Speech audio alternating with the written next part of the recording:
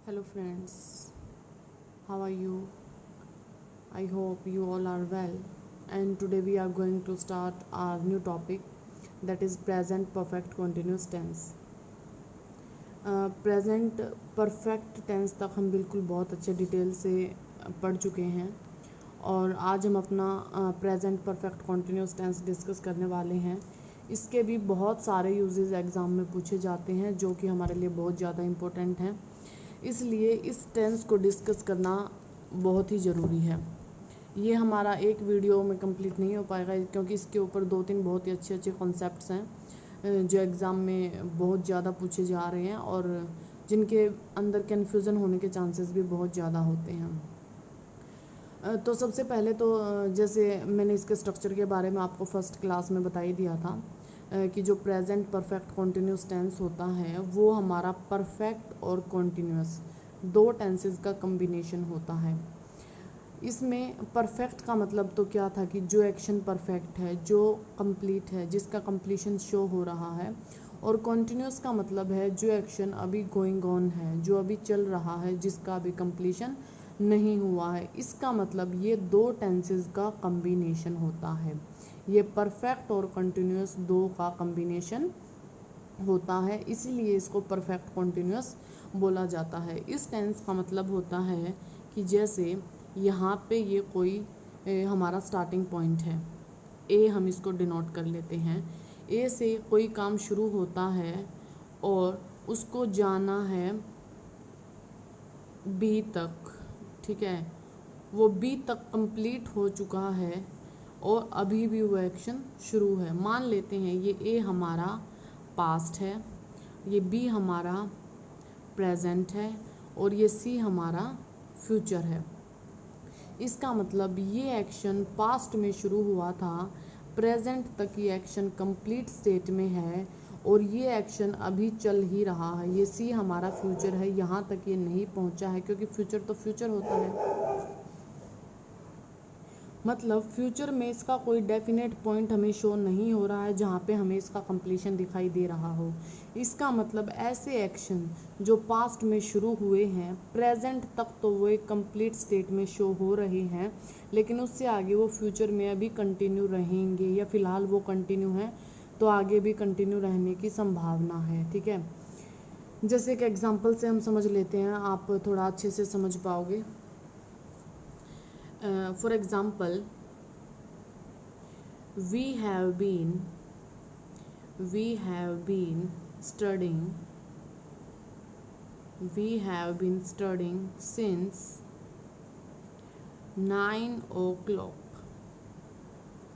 We have been studying since 9 o'clock. इसका मतलब यहाँ पे 9 o'clock पे पढ़ना शुरू किया होगा, ठीक है। अभी कहने वाला पॉइंट क्या है, ये वाला पॉइंट है। यहाँ पे वो इस बात को बता रहे हैं कि हम सुबह के बारे में कोई बात नहीं है, सिर्फ टाइम के बारे में बात है कि हमने 9 बजे पढ़ना शुरू किया था और अभी तक, इसका मतलब वो पढ़ ही रहे हैं, पढ़ने का काम यहाँ पे फिनिश नहीं हुआ है। इसका मतलब वो एक्शन अभी कंटिन्यू स्टेट में है, ठीक है। इसका मतलब कुछ टाइम के लिए उसका कंप्लीशन और उसके बाद इनकम्प्लीशन दोनों मिलके डिनोट करते हैं पार्शियल कंप्लीशन को, ठीक है। और ऐसे एक्शंस जिनके अंदर पार्शियल कंप्लीशन होता है, कुछ स्टेज के लिए कंप्लीशन होता है उसके बाद इनकम्प्लीट होते हैं, ऐसे एक्शंस को ही परफेक्ट कॉन्टीन्यूस की कंडीशन में रखा जाता है और वो हम सिचुएशन के अकॉर्डिंग देखते हैं वो परफेक्ट कॉन्टीन्यूस प्रेजेंट का है, पास्ट का है या फ्यूचर का है। लेकिन किसी का भी परफेक्ट कॉन्टीन्यूस हो, हर किसी में कंडीशन यही रहती है कि कुछ टाइम के लिए उनका कंप्लीशन दिखता है और उसके बाद वो हमें कंप्लीट दिखाई नहीं देते, ठीक है। तो इस टाइप के एक्शन जिनमें दोनों टाइप की कंडीशन होती है वो परफेक्ट भी होते हैं और कॉन्टीन्यूस भी होते हैं, इस टाइप के एक्शंस को ही परफेक्ट कॉन्टीन्यूस में रखा जाता है। अब हम बात कर लेते हैं कि परफेक्ट कॉन्टीन्यूस टेंस में स्ट्रक्चर क्या रहता है।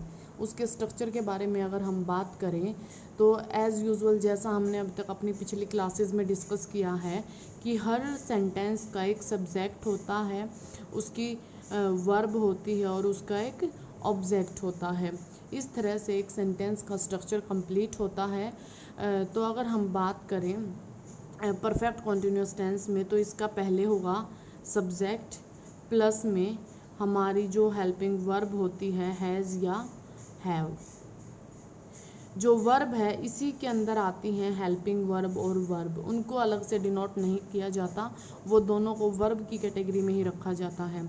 तो हमारी हेल्पिंग वर्ब हो जाएगी हैज़ या हैव, प्लस में जो हमारे परफेक्ट कॉन्टिन्यूस होते हैं उनमें लगाते हैं बीन, प्लस यहाँ पे फॉर्म आती है जिसको बोलते हैं प्रेजेंट पार्टिसिपल।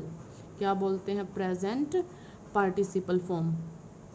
जो ये प्रेजेंट पार्टिसिपल फॉर्म होती है इसी को वर्ब की फोर्थ फॉर्म से भी डिनोट किया जाता है, या वर्ब की फर्स्ट फॉर्म प्लस आईएनजी से भी डिनोट किया जाता है। इसमें कंफ्यूज मत होना, या आपने अगर वर्ब अच्छे से की होंगी तो आपको पता होगा वर्ब की first form, second form, third form, fourth form, इनको किन किन नाम से डिनोट किया जाता है। तो इन जो वर्ब की फर्स्ट फॉर्म के साथ आईएनजी होता है इसको प्रेजेंट पार्टिसिपल बोल दिया जाता है, या वर्ब की फोर्थ फॉर्म से भी डिनोट कर देते हैं। उसके बाद यहाँ पे टाइम को डिनोट करने के लिए आता है फॉर या सिंस, फॉर या सिंस, ठीक है। जो उसके बाद कोई भी जो टाइम होता है उस टाइम को हम लिख देते हैं, ठीक है। वो टाइम अब डिपेंड करता है हमारे फॉर के अकॉर्डिंग आएगा या सिंस के अकॉर्डिंग आएगा। ये सब बातें अभी हम आपने जब एग्जांपल्स करेंगे डिटेल में तो आपको अच्छे से समझ में आ जाएगी। ये तो बात थी इस जो सेंटेंस स्ट्रक्चर होता है प्रेजेंट परफेक्ट कॉन्टिन्यूस टेंस में असर्टिव फॉर्म में, ठीक है। पॉजिटिव फॉर्म में जब हमें पॉजिटिवली कोई सेंटेंस बोलना होता है तो उसका स्ट्रक्चर हमारा मेनली यही रहता है। जैसे कि आप अगर इस वाले एग्जांपल में देखना चाहो तो वी हमारा सब्जेक्ट हो गया, हैव हमारी सब्जेक्ट के अकॉर्डिंग हमारी हेल्पिंग वर्ब हो गई, साथ में बीन हो गया। ये हमारी जो स्टडिंग है ये हमारी सॉरी यहाँ पे वाई भी आएगा, जो स्टडिंग है ये हमारी प्रेजेंट पार्टिसिपल मतलब वर्ब की फोर्थ फॉर्म हो गई, और सिंस यहाँ पे पॉइंट ऑफ टाइम को डिनोट कर रहा है और साथ में जिस टाइम को डिनोट कर रहा है वो टाइम लिखा जाता है। तो इस तरह से हमारा प्रेजेंट परफेक्ट कॉन्टिन्यूस टेंस का जो है स्ट्रक्चर बनता है। अभी तक तो हम जस्ट इसके बेसिक्स की बातें कर रहे हैं, ठीक है। और ये बात तो क्लियर है कि किसी भी कोई भी टॉपिक हो अगर आप उसको अच्छे से डिटेल में करना चाहते हैं तो आपको सबसे पहले उसके बेसिक्स के बारे में बहुत अच्छी तरह से पता होना चाहिए। तो इसीलिए मैं इसके स्ट्रक्चर और फॉर्मेशन आपको एक बार रिवाइज़ करा रही हूँ। अदरवाइज़ मैं जानती हूँ अगर आप कॉम्पिटिटिव एग्ज़ाम की तैयारी कर रहे होगे तो आपने बहुत बार इन चीज़ों को पहले पढ़ रखा होगा। जस्ट रिवीजन के तौर पर एक बार आप इनको देख लीजिए। अगर आपको कुछ भूल भी गए हो तो वो थोड़ा सा रिमाइंड हो जाएगा। अब देखिए ये तो है इसकी पॉजिटिव फॉर्म। अगर हम बात करें कि नेगेटिव फॉर्म कैसे बनती है, ठीक है। नेगेटिव फॉर्म में क्या होता है कि नोट आ जाता है। अगर नेगेटिव फॉर्म बनती है तो ये बनता है हमारा सब्जेक्ट प्लस हैज़ या have plus not plus been plus fourth form of verb plus for since वगैरह या जो टाइम है वो सब अपना सेम पोजीशन पे रहेगा। बस यहाँ पे डिफरेंस ये होता है कि जो नॉट है वो हेल्पिंग वर्ब के बाद और जो मेन वर्ब है उससे पहले आएगा। अब आप यहाँ पे कहोगे कि यहाँ पे तो बीन भी हेल्पिंग वर्ब है तो आपने इसको बीन के बाद क्यों नहीं लगाया? नहीं, बीन के बाद नहीं लगा सकते क्योंकि ये कंडीशन होती है कि जैसे हैज़ हैव है वो भी हेल्पिंग वर्ब है, ये बीन भी हेल्पिंग वर्ब है और ये यहाँ पे मेन वर्ब है। हमेशा ही जो फर्स्ट हेल्पिंग वर्ब होती है उसको हेल्पिंग वर्ब कंसिडर करके जो बाद वाली जितनी भी हेल्पिंग वर्ब्स होती हैं उनको मेन वर्ब का ही पार्ट माना जाता है। इसलिए जो हमारी फर्स्ट हेल्पिंग वर्ब होती है उसके बाद या मेन वर्ब से जस्ट पहले ये सारा का सारा पार्ट बन जाएगा मेन वर्ब का। इसलिए मैंने आपको पिछली क्लास में भी बताया था कि जो नोट आता है वो मेन वर्ब से जस्ट पहले आता है, सिंपल नेगेटिव फॉर्म की अगर हम बात करें, ठीक है। लेकिन अगर यही फॉर्म हमारा जैसे अगर इंटेरोगेटिव फॉर्म में बनाना हो तो इंटेरोगेटिव फॉर्म में क्या है, सब अपनी जगह पे वैसे ही रहेंगे, जो ये हेल्पिंग वर्ब है वो सब्जेक्ट से पहले चली जाती हैं, ठीक है। लेकिन ये सिचुएशन मैं आपको पिछली क्लास में भी बता चुकी हूँ कि अगर हम इस नोट को हैज़ या हैव के साथ यूज़ करना चाहें, कहने का मतलब है अगर हम इनको कॉन्ट्रैक्टेड फॉर्म में यूज़ करना चाहें तो ये नोट हेल्पिंग वर्ब के साथ भी चला जाता है सब्जेक्ट से पहले, लेकिन वो सिचुएशन तभी बनती है जब आप इसको कॉन्ट्रैक्टेड फॉर्म में लिखोगे। कॉन्ट्रैक्टेड फॉर्म से मेरा मतलब है जब आप इसको हैज़ंट लिखोगे या हैवंट लिखोगे तो ही ये आपका कॉन्ट्रैक्टेड फॉर्म में जाएगा। अगर आप इसको सिंपली हैज़ नोट या हैव नोट लिखोगे तो ये मेन वर्ब से पहले ही रहेगा, ये हेल्पिंग वर्ब के साथ नहीं जाएगा। ये सब बातें अभी आप एग्जाम्पल से और अच्छे से समझ जाओगे, डोंट बी कंफ्यूज। तो आगे इसके एक बार जो सब्जेक्ट के बारे में आपको पता है, हेल्पिंग वर्ब, मेन वर्ब, इनके बारे में डिस्कस हो चुका है। अब हम बात कर लेते हैं फॉर और सिंस का, इनका क्या रोल होता है इस वाले टेंस के अंदर। तो सबसे पहले जैसे हम बात कर लेते हैं फॉर। अगर हम बात करें तो जो फॉर है वो एक प्रेपोजिशन होता है जो टाइम को डिनोट करने के लिए यूज़ किया जाता है, और इसी तरह से जो सिंस होता है ये भी एक प्रेपोजिशन ही होता है, ठीक है। लेकिन इन दोनों में जो डिफरेंस होता है वो क्या होता है, क्योंकि दोनों ही टाइम को डिनोट करने वाले प्रेपोजिशंस हैं, और लेकिन जो डिफरेंस क्रिएट होता है वो कहाँ क्रिएट होता है। जो फॉर है वो किसी भी टाइम के ड्यूरेशन को शो करता है, और जो सिंस है वो किसी भी टाइम के पॉइंट को डिनोट करता है।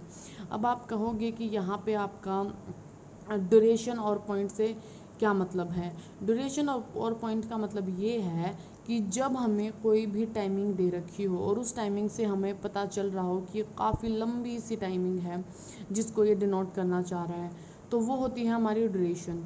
ड्यूरेशन का मतलब जैसे 2 आवर, हमें पता है 2 आवर का कितना लंबा पीरियड होता है, ठीक है। 5 years, 7 days, several weeks, decades, ages, centuries वगैरह वगैरह, ये सारी की सारी जो लॉन्ग ड्यूरेशंस होती हैं ये सारी की सारी आती हैं ड्यूरेशन की कंडीशन में, जो काफ़ी लॉन्ग टाइम पीरियड होता है, और उनको डिनोट किया जाता है फॉर से।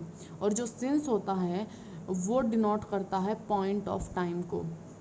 अब पॉइंट ऑफ टाइम क्या होता है। पॉइंट ऑफ टाइम का मतलब है कि पर्टिकुलर किसी टाइम ऑफ पॉइंट का बता देना, कि जैसे 2 o'clock, 2 o'clock क्या है, एक डेफिनेट पॉइंट ऑफ टाइम है, ठीक है। तो इससे हमें जैसे 3:30 PM संडे जनवरी 2010, मतलब ये ऐसे टाइम्स हैं जिनको हमने अपने वर्ड से डिनोट कर रखा है, और जब इनका नाम आता है तो हम झट से समझ जाते हैं कि हाँ ये उस चीज़ की बात हो रही है और ये बिल्कुल ही डेफिनेट है। तो इस तरह से सिंस और फॉर का अलग अलग तरह से यूज़ किया जाता है। अब हम एक बार थोड़ा सा डिटेल में देख लेते हैं कि फॉर कहाँ कहाँ पे यूज़ होता है और सिंस कहाँ कहाँ पे यूज़ होता है। मैं आपको कुछ एग्जांपल्स दे देती हूँ जिससे आप इस बात को अच्छे से समझ जाओगे कि फॉर का यूज़ कहाँ हो रहा है और सिंस का यूज़ किस तरह के टाइम पीरियड को डिनोट करने के लिए हमें सिंस का यूज़ करना चाहिए। तो कुछ एग्जाम्पल से देख लीजिए एक बार इनको। फॉर की अगर हम बात करें, जैसे फॉर एग्ज़ाम्पल हम बोल देते हैं 2 hours 15 minutes 5 years many months 7 weeks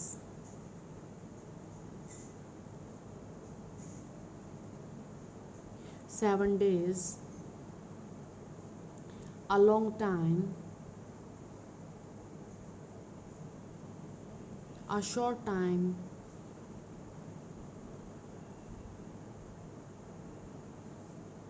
decades, ages, centuries, last a day, last a week, last a year, whatever, मतलब कुछ भी जो इस टाइप की फॉर्मेशंस हमारे, जो इस टाइप के जो टाइम डिनोट करने वाले जो वर्ड्स हमारे सेंटेंसेस में हमें जहाँ भी दिखाई देंगे वहाँ पे हम इनके साथ फॉर का यूज़ करेंगे। क्योंकि 2 आवर हो गया, 15 मिनट हो गया, 5 ईयर हो गया, मैनी मंथ्स हो गया, ये सब एक लंबी ड्यूरेशन को शो कर रहे हैं। हमें ये वर्ड सुनने से ये पता चल रहा है कि ये बहुत ही लंबा टाइम पीरियड रहा होगा इनके बीच में। 7 डेज एक लंबा टाइम पीरियड होता है। अगर कोई भी टाइम पीरियड नहीं दिया है तो वो एक जस्ट एक फ्रेज लिख देगा अ लॉन्ग टाइम। अ लॉन्ग टाइम का मतलब है वो किसी लंबी ड्यूरेशन की बात कर रहा है, या शॉर्ट टाइम, मतलब उसने कुछ डेफिनेट नहीं बोला है, जितना भी बोला है वो इनडेफिनेट फॉर्म में है। और एक टाइम के बारे में बात कर रहा है, लेकिन वो टाइम क्या है, इनडेफिनेट है। अगर वो इनडेफिनेट टाइम की बात करता है तो वहाँ पे आएगा फॉर। ठीक है, सबसे इम्पोर्टेंट आप अगर ध्यान दो तो a long time, a short time, last a day, last a week, इन चारों पे आपको बहुत ज़्यादा ध्यान देने की ज़रूरत है, क्योंकि जस्ट इस ए को हटा देने से यहाँ पे इनका मीनिंग बदल जाता है। लास्ट वीक मतलब ये पास्ट वाले वीक की बात कर रहा है, लास्ट डे मतलब ये जस्ट प्रीवियस डे की बात कर रहा है। ठीक है, तो मतलब ए लगाने से और ए को हटाने से यहाँ पे बहुत बड़ा डिफरेंस क्रिएट हो जाता है। अगर इस ए को हटा दिया जाए तो हम यहाँ फॉर नहीं लिखेंगे, फिर यहाँ पे हम सिंस लिखेंगे, क्योंकि वो लास्ट डे हमारे लिए जस्ट एक पॉइंट हो जाता है। ठीक है, तो इनको आप थोड़ा ध्यान से देखना, ए वाले हमेशा फॉर में आएंगे और जहाँ पे ए हट जाएगा वहाँ पे हमें सिंस यूज़ करना पड़ेगा। अभी आप एक बार सिंस वाले और देख लीजिए, सिंस में हम किस किस तरह के टाइम को रख सकते हैं। सिंस में जैसे पर्टिकुलर कोई भी टाइम पॉइंट हो जाता है, जैसे हम लिख देते हैं 2 o'clock, 3:30 PM, Sunday, January, means 2010, 15th March, winter, winter भी एक पर्टिकुलर सीजन होता है। ठीक है, चाइल्डहुड, चाइल्डहुड से हम यहाँ पे अपने बचपन को डिनोट करना चाह रहे हैं, क्योंकि बचपन हमारे लिए अभी जस्ट एक पॉइंट के बारे में है, हम कोई लॉन्ग ड्यूरेशन की बात नहीं कर रहे हैं, हम जस्ट चाइल्डहुड जो स्टेज थी उस स्टेज की बात कर रहे हैं, ना कि हम उसके पूरे लॉन्ग ड्यूरेशन की। तो यहाँ पे भी इसको एक पॉइंट की फॉर्म में ही कंसिडर किया जाएगा। ओके, जैसे और एग्जांपल लें, जैसे कई बार बोल दिया जाता है देन, यहाँ पे वो वाला देन नहीं, यहाँ पे जो ये देन है ये वहाँ पे कोई इवेंट बता रखा होगा और उस इवेंट के लिए वहाँ पे देन यूज़ किया जाता है। तो यहाँ पे ये किसी ना किसी पॉइंट ऑफ टाइम को रेफर करने के लिए जब किसी सेंटेंस में देन यूज़ होता है तो वहाँ भी सिंस आता है। जैसे बर्थ हमारे लिए कोई स्टेज है हमारे पास्ट की, ठीक है, तो हम आज वो हमारे लिए जस्ट अ पॉइंट है। यस्टरडे भी जस्ट अ पॉइंट को डिनोट करेगा। ठीक है, जैसे मान लेते हैं इवनिंग की अगर हम बात करें, इवनिंग है, मॉर्निंग है, जितने भी हमारे दिन के अंदर डिफरेंट डिफरेंट टाइमिंग आती हैं, जैसे इवनिंग आती है, मॉर्निंग आती है, आफ्टरनून आती है, नाइट आती है, तो उन सब में सिंस ही यूज़ होगा। ठीक है, अब जैसे वो कुछ बताना चाह रहा है कि ऐसा तब हुआ जब वो यहाँ पे आया, जैसे वो किसी सेंटेंस में लिख दे ही केम हेयर, ठीक है, जब वो यहाँ आया तब ऐसा हुआ, मतलब वो जस्ट क्या कह रहा है, उस इवेंट की बात कर रहे हैं जिस इवेंट पे ऐसा हुआ। ठीक है, तो इस टाइप के सेंटेंसेस में हम हमेशा ही सिंस का यूज़ करते हैं। जैसे मैंने आपको कह रही थी कि इन पे आप ध्यान देना, तो इसी तरह से अगर यहाँ पे लिख दे लास्ट डे, ठीक है, last day, last week, last year, last decade, ठीक है, तो बहुत सारा डिफरेंस क्रिएट हो जाता है सिंस और फोर के अंदर वहाँ पे। तो इसी तरह से लास्ट डे या लास्ट डे में थोड़ा सा डिफरेंस रखना अपना, और इनको थोड़ा सा रिमाइंड कर लो एक बार से, और मतलब थोड़ा ध्यान से ये अपने आप खुद बैठ के देखो और सोचो कि किस तरह से ये एक पॉइंट और ये एक ड्यूरेशन को डिनोट कर रहा है। आई होप आपको यहाँ तक अच्छे से सब समझ आ रहा होगा।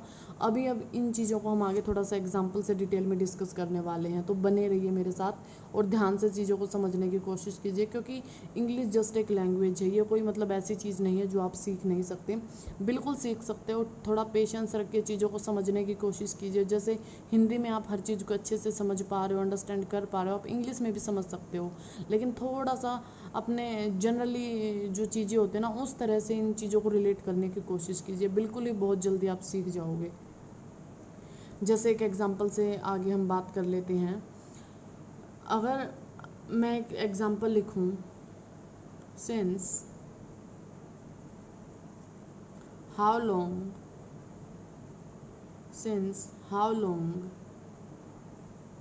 have you known each other, आपको ये बताना है क्या ये सेंटेंस ठीक है। अगर हम सेंटेंस फॉर्मेशन की बात करें, since how long have you known each other, यहाँ पे एक हाउ लॉन्ग एक फ्रेज़ यूज़ हुई है, ठीक है, जो टाइम के बारे में, इसको हम बोलेंगे एक एडवर्ब फ्रेज़ यूज़ हुई है, ठीक है, जो एडवर्ब ऑफ टाइम को डिनोट कर रही है और ये उस टाइमिंग के बारे में पूछना चाह रहे हैं। तो जब भी हम क्वेश्चन बनाते हैं तो मैंने आपको बताया था कि अगर हमें वहाँ पे टाइमिंग के बारे में जाना है तो हमें वहाँ पे एडवर्ब फ्रेज़ या एडवर्ब लगानी बहुत ही ज़रूरी होती है, ठीक है। हेल्पिंग वर्ब है, ठीक है, सब्जेक्ट से पहले है, ठीक है, इंटरोगेटिव बनाने के लिए हमें चाहिए, ठीक है। और यहाँ पे वर्ब की थर्ड फॉर्म है, ना कि फर्स्ट फॉर्म के साथ आईएनजी, और ईच अदर हमारा क्या है, ऑब्जेक्ट है, ठीक है। अब ये सिंस है ना, ये हमारा आगे चला गया, ये सिंस हमारा क्या है, प्रेपोजिशन है। मैंने तो अभी आपको बताया था कि जो सिंस है वो तो लास्ट में आने वाला है, लेकिन नहीं, जहाँ पे हमारे ये टाइमिंग को डिनोट करने वाली एडवर्ब यूज़ होएगी उसके साथ में ही ये यूज़ होएगा, चाहे आप इसको आगे लगा लो चाहे आप पीछे लगा लो, ठीक है। Have you known each other since how long, ऐसे भी आप बोल सकते हो, लेकिन वो थोड़ा सा मतलब जमेगा नहीं, बाकी ठीक वो भी है, उसमें कोई मिस्टेक नहीं है। लेकिन यहाँ पे जो समझाने वाली बात है वो ये है कि जो मैं आपको अभी ऊपर कॉन्सेप्ट बता रही थी कि किसके साथ सिंस आता है और किसके साथ फोर आता है। अगर हम यहाँ पे लिख रखा है हाउ लॉन्ग, तो हाउ लॉन्ग डिनोट करता है कि लॉन्ग ड्यूरेशन को, एक लॉन्ग ड्यूरेशन को, और सिंस यूज़ होता है किसी भी पॉइंट ऑफ टाइम को डिनोट करने के लिए। तो ड्यूरेशन के लिए यहाँ पे फोर आएगा, सिंस नहीं आएगा। For how long have you known each other, ये सेंटेंस बिल्कुल ही यहाँ पे ठीक होगा। अगर आपको कन्फ्यूज़न हो रहा हो कि हैव के साथ वर्ब की थर्ड फॉर्म है, ये कैसे आ गई, तो आपका कन्फ्यूज़न बिल्कुल ही जायज़ है, क्योंकि अभी तक हमने इसके बारे में अभी बात नहीं की है। ये जो हमारी नेक्स्ट वीडियो होने वाली है प्रेजेंट परफेक्ट कॉन्टिन्यूस टेंस का, जो पार्ट 2 होने वाला है, उसके अंदर हम सिर्फ यही बिल्कुल डिटेल में डिस्कस करने वाले हैं कि परफेक्ट टेंस में और परफेक्ट कॉन्टिन्यूस टेंस में क्या रिलेशन होता है, किस तरह से ये दोनों सेम सेंटेंस को डिनोट करके सेम मीनिंग भी कन्वे कर देते हैं। तो ये हम अपनी नेक्स्ट वीडियो में डिस्कस करेंगे। अगर आप उसको सीखना चाहते हो तो नेक्स्ट आने वाली वीडियो को भी बहुत ध्यान से देखना। अभी हम जस्ट जो बात कर रहे हैं सिंस और फॉर के बारे में, उसके बारे में कुछ एग्जांपल्स देख लेते हैं। जैसे एक एग्जांपल है, जैसे it has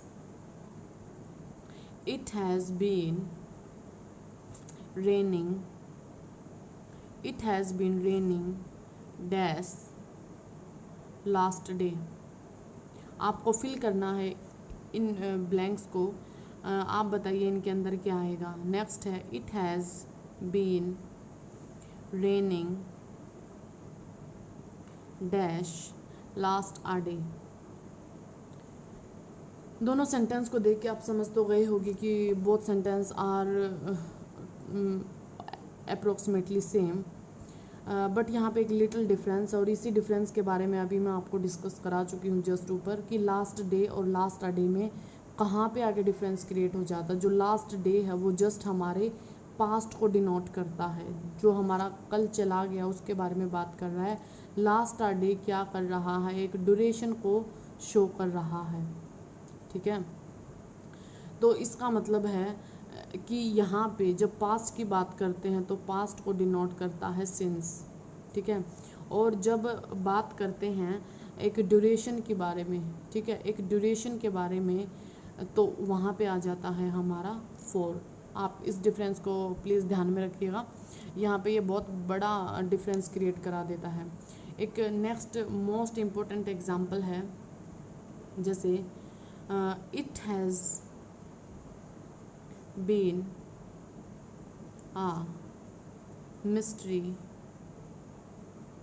it has been a mystery dash time immemorial। इस टाइप के आपने बहुत सारे क्वेश्चंस देखे होंगे, ठीक है। बहुत सारे एग्ज़ाम्स में ये वाला क्वेश्चन पूछा जाता है जहाँ पे वो इमेमोरियल टाइम दे देता है। तो बहुत सारे कोचिंग इंस्टीट्यूट्स ऐसे हैं, बहुत सारे टीचर्स ऐसे हैं जो यहाँ पे बता देते हैं सिंस। वो कहते हैं कि जो इमेमोरियल है वो एक पॉइंट ऑफ टाइम है, लेकिन नहीं, ये डाउट आज मैं आपका क्लियर कर देती हूँ। जो हमारा एक वर्ड होता है इमेमोरियल, इमेमोरियल जो हमारा वर्ड होता है, ये ना तो पॉइंट होता है, ठीक है, ना तो ये किसी पॉइंट को शो करता है और ना ही ये किसी ड्यूरेशन को शो करता है, ठीक है, ना तो ये पॉइंट को शो करता है, ना ये किसी ड्यूरेशन को शो करता है, ठीक है। इसलिए ना तो इमेमोरियल के साथ फोर आता है और ना ही इमेमोरियल टाइम के साथ सिंस आता है। यहाँ पे एक अलग ही प्रेपोजिशन आती है जो होती है फ्रॉम टाइम इमेमोरियल, क्योंकि जो इमेमोरियल टाइम है वो हमारी टाइम लाइन पे ही नहीं है। अगर वो हमारी टाइम लाइन पे ही नहीं है तो वहाँ पे हमें लिखना पड़ेगा फ्रॉम। और कुछ हमारे जो फ्यूचर इंसिडेंट्स होते हैं, फ्यूचर में हम जब किसी इवेंट को शो करना चाहते हैं वहाँ पे भी हम फ्रॉम का यूज़ करते हैं, इस बात का भी ध्यान रखना। फ्यूचर को डिनोट करने के लिए भी फ्रॉम आएगा। और ऐसा टाइम जो इमेमोरियल है, जो हमारी टाइम लाइन पे ही नहीं है, वहाँ पे भी हमारा फ्रॉम आएगा। एक और एग्जांपल से देख लीजिए इस चीज़ को। These